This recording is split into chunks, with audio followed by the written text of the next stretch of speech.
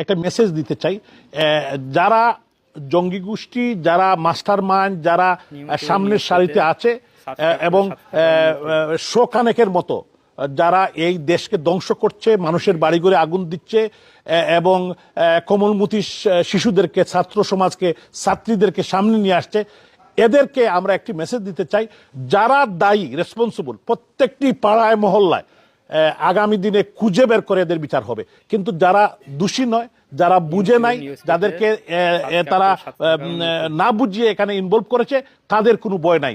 আমি বলতে চাই যে ইনশাল্লাহ এদের যারা মানুষের বাড়িঘরে আগুন দিয়েছে, মানুষকে হত্যা করেছে, খুনি চক্র, তাদের বিচার হবে। তারা কিন্তু এখন ভয় পাচ্ছে, তারা কিন্তু বলার চেষ্টা করছে সাধারণ মানুষকে, সাধারণ ছাত্র সমাজকে, যে আওয়ামী লীগ যদি আবার আসে তাহলে বাংলাদেশে কেউ বাঁচবে না। নো, আওয়ামী লীগের ইতিহাস বাংলাদেশে মানুষের উপর নির্যাতন করে নেয়, মানুষের হত্যার রাজনীতি